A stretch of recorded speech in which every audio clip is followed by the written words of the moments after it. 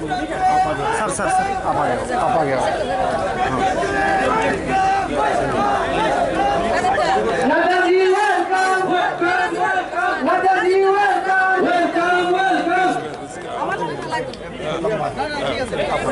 चले आप लोग जहां भी बाहर खड़े हैं, हमारा निवेदन है आप लोग आ जाइए बात मैदान के अंदर।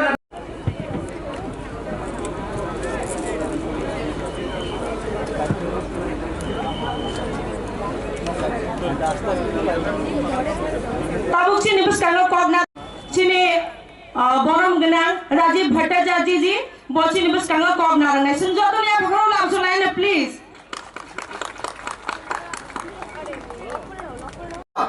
हमारे राष्ट्रीय अध्यक्ष जी हमारे बीच में आए हैं, पहली बार त्रिपुरा में, वो भी खुमलंग आपके बीच में आए हैं, जनजातियों के बीच में आए हैं। सब एक साथ हाथ उठाइए, ऊपर मुष्टि बंद करिए, हाथ ऊपर उठना है, खुलना नहीं है, खुलेगा तो सीपीएम जाएगा अंदर। सब उठाओ हाथ ऊपर, बोलो भारत माता की, भारत माता की, जेपी नड्डा की, जेपी नड्डा की, नरेंद्र भाई मोदी की। सबाई के अनेक अनेक धन्यवाद। और वो आज महान व्यक्ति हमारे बीच में है, मैं उनको भारतीय जनता पार्टी त्रिपुरा प्रदेश के तरफ से और जनजाति मोर्चाओं के तरफ से बहुत बहुत बधाई देता हूं। साथ ही साथ मंच पर उपस्थित हमारे यशस्वी मुख्यमंत्री डॉक्टर मानिक शाह महोदय, আজকে যখন মাতা ত্রিপুরেশ্বরী মন্দিরে যখন আমার রাষ্ট্রীয় অধ্যক্ষজিকে রাষ্ট্রীয় সভাপতিকে আমি নিয়ে যাচ্ছিলাম, আর ঠিক গাড়ির মাঝখানে আমি বসেছিলাম, আমার দুই দিকে বর্তমান মুখ্যমন্ত্রী প্রাক্তন মুখ্যমন্ত্রী বসে সেই গাড়িতে যাচ্ছিল। আর আমি আমার সেই পরমেশ্বরের কাছে আমি বলছিলাম যে আমি খুব ভাগ্যশালী যে আমার সঙ্গে দুইজনের আশীর্বাদ, আমার ব্রহ্মা বিষ্ণু মহেশ্বরের আশীর্বাদ যেমন রয়েছে, সঙ্গে আমার পাশে বসা দুইজন বলিষ্ঠ নেতৃত্ব যারা সরকারকে পরিচালনা করছে, মানুষের জন্য কাজ করছে, তাদেরও আশীর্বাদ আমার সঙ্গে রয়েছে। কাজে আর আমার এই দেবদুর্লভ কার্যকর্তা যারা রয়েছে, যারা আজকে সমস্ত ভয় ভীতি উপেক্ষা করে, রাত্রকে উপেক্ষা করে এই ভারতীয় জনতা পার্টির জনসমাবেশে আপনারা উপস্থিত হয়েছেন, তাদেরকে সঙ্গে নিয়ে 2023 আমাদের মিশন, 2023-এ এই ত্রিপুরা রাজ্যে 60 এই ত্রিপুরা রাজ্যে বিধানসভা নির্বাচন জয় করে আমরা এই পরমেশ্বর কাছে আমরা তাদেরকে উপহার দিতে চাই। তাই সারা ভারতবর্ষের মধ্যে ভারতীয় জনতা পার্টি আমরা জানি যে সর্ববৃহৎ একটা পার্টি, এবং সেই পার্টির প্রায় 17 কোটি তার মেম্বার। সেই পার্টির আজকে রাষ্ট্রীয় অধ্যক্ষ আমাদের মাঝখানে এসছে, এর জন্য আমি ওনাকে স্বাগত জানাচ্ছি। ত্রিপুরাতে এই নিয়ে তিনবার চেষ্টার পর উনি বিভিন্ন কারণে ত্রিপুরাতে আসা হয়নি। এর আগে 2018-তে উনি এসেছেন। বন্ধুগণ, ত্রিপুরাতে জনজাতি আমাদের এই যে মৈত্রী, সেটা যেন সুদৃঢ় হয়, তার জন্য ভারতীয় জনতা পার্টির আমাদের কেন্দ্রীয় নেতৃত্ব এবং আমাদের যে যশস্বী প্রধানমন্ত্রী নরেন্দ্র মোদীজি সব সময় সর্বতভাবে উনি চেষ্টা করেন এবং চেষ্টা করে যাচ্ছেন। আপনারা সবাই জানেন যে কোভিড মোকাবেলার সময় যশস্বী প্রধানমন্ত্রী নরেন্দ্র মোদীজির মার্গদর্শনে আমাদের এখানে উপস্থিত আমাদের রাষ্ট্রীয় অধ্যক্ষ জেপি নাড্ডাজি আমাদের কার্যকর্তাদের কিভাবে উদ্বুদ্ধ করেছেন। আমরা কেউ রাস্তার মধ্যে বেরোতে পারতাম না তখন, সেই জায়গার মধ্যে উনি আমাদের ভার্চুয়াল মিটিং করে সমস্ত কার্যকর্তাকে মাঠে নামিয়েছে, যাতে একজনও ব্যক্তি বিভিন্ন সময়ে বিভিন্নভাবে মানুষ যেন না খেয়ে থাকে, তার জন্য ব্যবস্থা, না খেয়ে থাকতে পারে তার জন্য চেষ্টা করেছেন। আমরা খাবার পৌঁছে দিয়ে গেছি, কোভিড ভ্যাকসিনেশনের সময় উনার নির্দেশে আমরা কাজ করে গেছি। এইরকম একজন ব্যক্তিত্ব আমাদের মাঝখানে আজকে এসছেন। আমরা সত্যি আজকে আনন্দিত, এবং সময় উনি যে নির্দেশিকা আমাদের দেন, তার জন্য ভারতীয় জনতা পার্টির সমস্ত কার্যকর্তা এবং সাধারণ মানুষ পর্যন্ত উনার যে সবসময় ওনাকে দেখেন এবং ওনাকে অত্যন্ত শ্রদ্ধার সাথে ওনাকে সবসময় ওনাকে ভাবেন। তো এইরকম একজন ব্যক্তি আজকে এসছেন, আমি আর বিশেষ কিছু বলবো না। আমরা ত্রিপুরা সরকার জনজাতিদের উন্নতির জন্য কি কি করে গেছেন বা আমরা করছি সেই বিষয়গুলো এখানে আমার পূর্ববর্তী বক্তারা লিখেছেন। আমি আর এই বিষয়ে এখানে বিস্তৃতভাবে বলবো না। যার জন্য আপনারা এখানে আছে, যার কথা শোনার জন্য আপনারা এখানে এই রোদ্রের মধ্যে আপনারা বসে আছেন, আমি इतनी दूर दूर से आए हुए हमारे सभी देवियों और सज्जनों, मेरे नौजवान साथियों, मीडिया के मेरे साथी, प्रिंट मीडिया, इलेक्ट्रॉनिक मीडिया के मेरे साथी, मैं अपना सौभाग्य मानता हूं कि मुझे आज इस जनजातीय सम्मेलन में, इस जनसभा में आप सब लोगों के साथ मिलने का, दर्शन करने का सौभाग्य मिला है। सबसे पहले तो मैं त्रिपुरा सुंदरी मां, यहां की देवी, इस पावन भूमि की और सारे देश में जिनको हम सब लोग पूजते हैं, ऐसी माता हमारी त्रिपुरा सुंदरी जी को हम नमन करते हैं, आशीर्वाद लेते हैं और उनका नमन करते हुए हम अपनी बात को प्रारंभ करते हैं। जब मैं यहां आया हूं तो इस वीर भूमि को, इस पवित्र भूमि को, जहां महाराजा वीर विक्रम किशोर माणिक्य जी, जो बहादुर जी, जो यहां के राजा रहे, उसी तरीके से फनी भूषण जी, हमारे स्वतंत्रता सेनानी, शांति भूषण जी, हमारे स्वतंत्रता सेनानी, जिन्होंने त्रिपुरा की और देश की रक्षा के लिए अपने आप को, अपना अस्तित्व समाप्त करके ये लड़ाई लड़ी, ऐसे लोगों को, ऐसे वीर लोगों को मैं नमन करता हूं और उनसे आशीर्वाद प्राप्त करता हूं। मैं यहां सभी जनजाति नेताओं का भी आदर समेत उनको भी मैं नमन करता हूं। यह त्रिपुरा की भूमि जो विभिन्न जनजातियों से, लगभग 19 समुदायों से, 19 जनजातियों से त्रिपुरा प्रदेश एक तरीके से खुशहाल, आगे बढ़ने वाला, अपनी आकांक्षाओं को पूरा करते हुए आगे बढ़ने का, पहले विप्लव देव जी और मानिक शाह जी के नेतृत्व में यह प्रदेश आगे बढ़ने के लिए जो आगे बढ़ा है, ऐसी पवित्र भूमि को जहां मैं नमन करता हूं, वहीं मैं जनजातीय समुदाय को भी नमन करता हूं और आशीर्वाद लेकर के अपनी बात को प्रारंभ करता हूं। ये tribal institute, national institute for tribals, इसकी स्थापना 75 साल बाद हुई है। यानी 75 साल में किसी सरकार को यह नहीं लगा कि नेशनल ट्राइबल इंस्टीट्यूट खुलना चाहिए। ये खोलने का काम भी किया तो वह मोदी जी ने किया और अमित शाह ने उसका उद्घाटन करके वह भी समर्पित किया है। यह भी हमको ध्यान रखना चाहिए। अगर मैं बात करूं, आज दिन तक जनजाति गौरव दिवस ही नहीं मनाया जाता था। जनजाति गौरव दिवस के बारे में कोई चिंता ही नहीं करता था। पिछले साल भारत के यशस्वी प्रधानमंत्री ने हमारे यहां 15 नवंबर को भगवान बिरसा मुंडा के जन्मदिन को वह जनजाति गौरव दिवस के रूप में मनाने का निर्णय लिया और जनजाति समुदाय को गौरव प्रदान करने का मौका दिया। तो इस सरकार ने किया, यह भी हमको ध्यान में रखना चाहिए।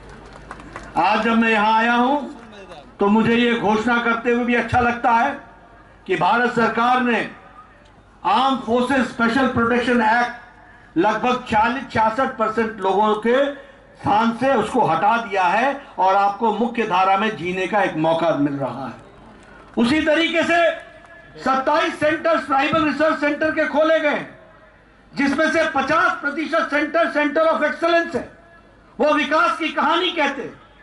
उसी तरीके से अगर हम देखें तो आज जनजाति भाइयों पर जो सीपीएम की सरकार में वायलेंस होता था, आज हम कह सकते हैं कि वह आक्रमण और वो वायलेंस, वो जो आपके ऊपर अत्याचार होता था, वह विप्लव देव की पूर्व सरकार में और मानिक शाह जी के नेतृत्व में अब समाप्त हो गया है। अब आप शांति से जी सकते हैं, इस तरीके की व्यवस्था की गई है। जाति, भूटिया जनजाति, चकमा जनजाति, गारो जनजाति, जमातिया जनजाति और सभी 19 जनजातियों को भूल नहीं सकते हैं, क्योंकि उन्होंने त्रिपुरा की संस्कृति के साथ साथ भारत की संस्कृति की रक्षा के लिए मुख्य धारा में शामिल होकर के इस प्रदेश को और इस देश को आगे बढ़ाने में अपना योगदान किया है।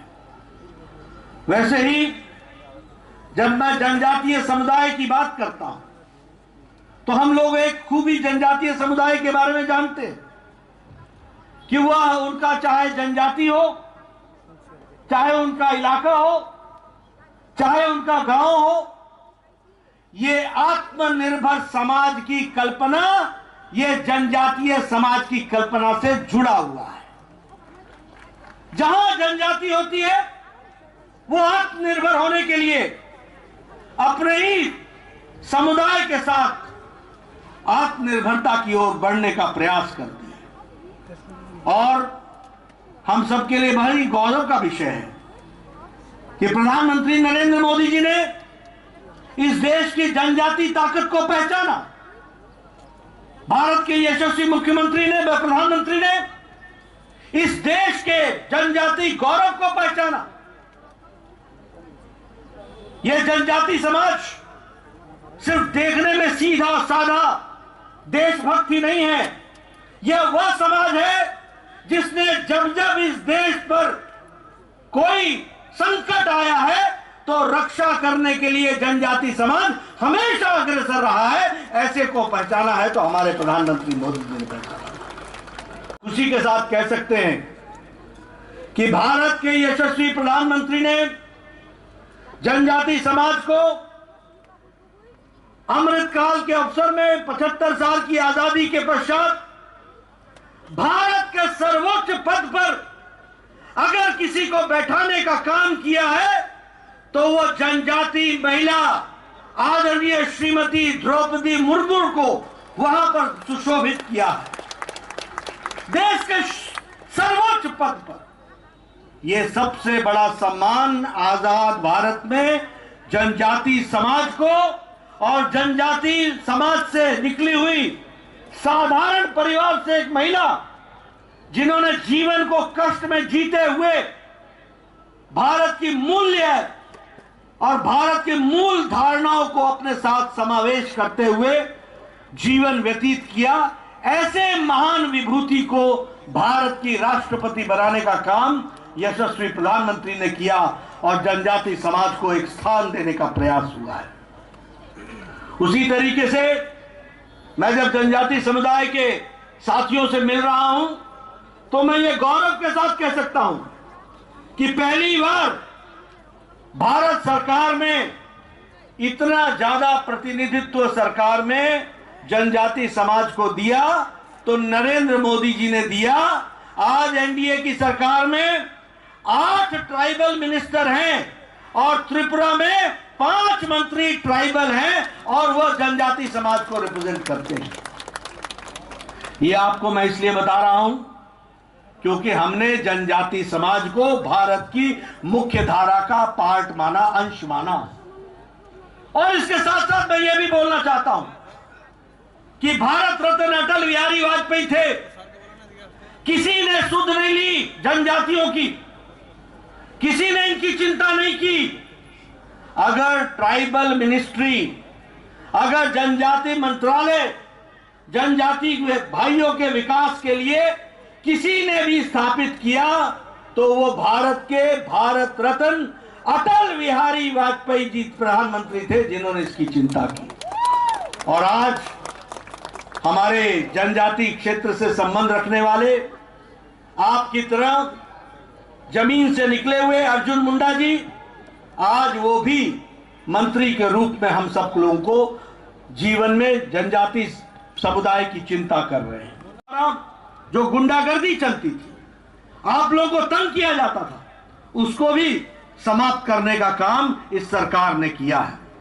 उसी तरीके से एकलव्य स्कूल, जिसमें 270 करोड़ रुपए यूपीए की सरकार खर्च करती थी, आज 1400 करोड़ रुपए भारत सरकार खर्च कर रही है और एकलव्य स्कूल को आगे बढ़ा रही है। ट्राइबल स्टूडेंट पर एक एक्सपेंडिचर जहां 11,000 करोड़ रुपए था, मैं पत्रकार मित्रों से कहूंगा कि नोट कर लें, आज उन पर 42,000 करोड़ रुपए खर्च हो रहा है।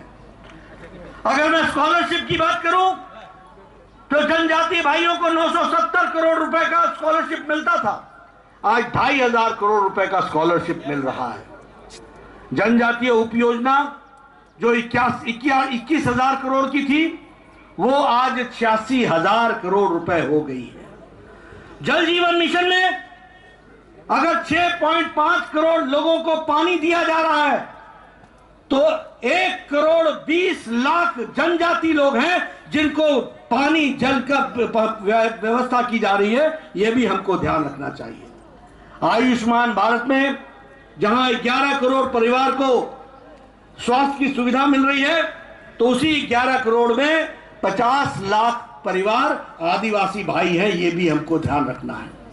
प्रधानमंत्री आवास योजना में अगर 1 करोड़ 70 लाख आवास आते हैं त्रिपुरा में, तो उसमें से 40 लाख आवास यहां पर हम जनजाति भाइयों को दे रहे हैं। किसान सम्मान निधि में अगर 11 करोड़ रुपए दिए जाते हैं, तो उस 11 करोड़ रुपए में 3 करोड़ लोग किसान सम्मान निधि में, किसान जो है वो आदिवासी हैं देश भर में। यह भी हमको ध्यान में रखना है। मित्रों, जल, जंगल, जमीन, स्वास्थ्य, शिक्षा, परंपरा, इसकी चिंता अगर किसी ने की है तो वो मोदी जी की सरकार ने की है। आज देश के लिए अपना योगदान किया है, उसको एक तरीके से म्यूजियम के रूप में स्थापित करने का काम किया है।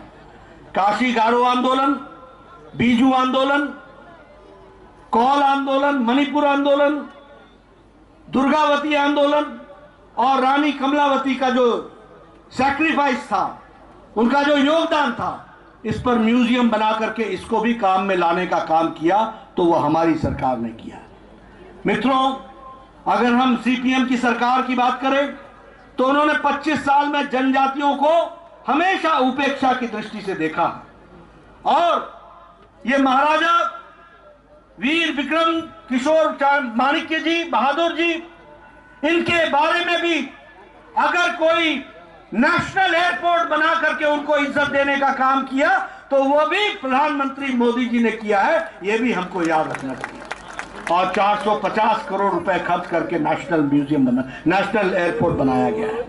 उसी तरीके से अगर हम देखें तो चाहे वो थंगा डारलोंग हो, चाहे वो बेनीचंद जमातिया जी हो, चाहे वो बॉल म्यूजिक हो, और फिर चाहे वो बांसुरी हो, पद्मश्री देकर के जनजाति भाई को मुख्य धारा में काम करने का काम किया तो प्रधानमंत्री मोदी जी ने किया। इसलिए मित्रों, मैं एक लंबी गाथा आपके सामने रख सकता हूं। जनजाति का विकास का नाम है तो उसका दूसरा नाम भारतीय जनता पार्टी है।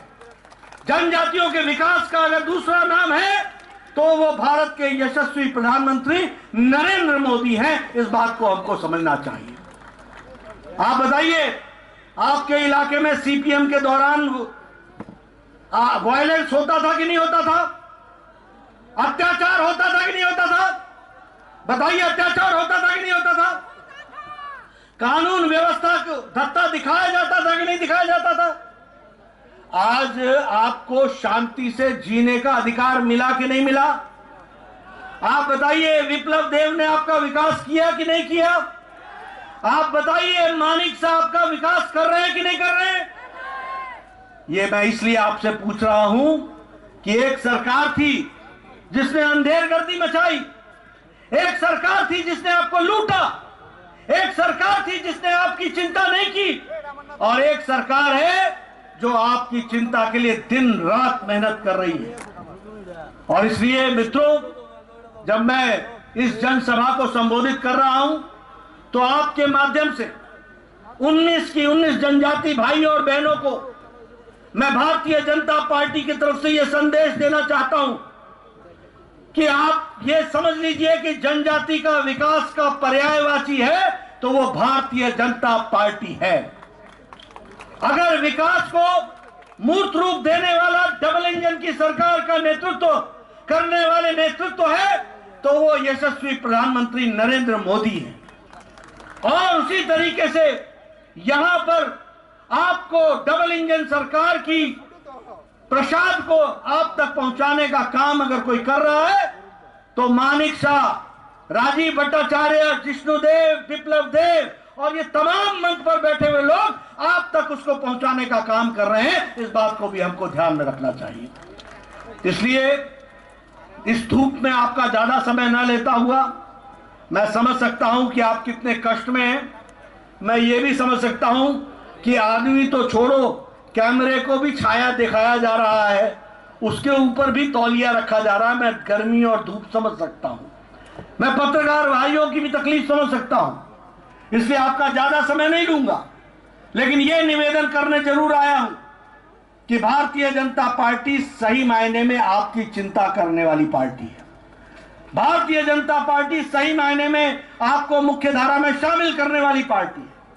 भारतीय जनता पार्टी आपके विकास के लिए शिक्षा, स्वास्थ्य, परंपरा, विकास, किसानों की चिंता,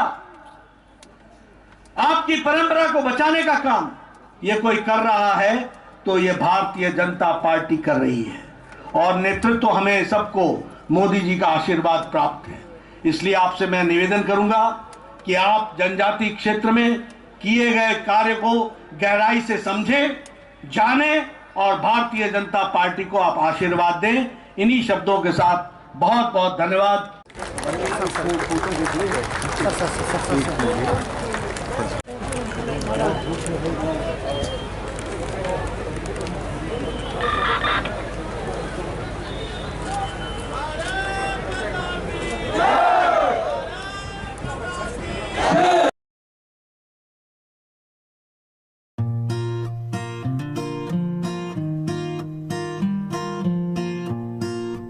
কি গো হলো? আজ অফিসে লেট হয়ে যাবো তো। হ্যাঁ হ্যাঁ হয়ে গেছে, চলে এসো।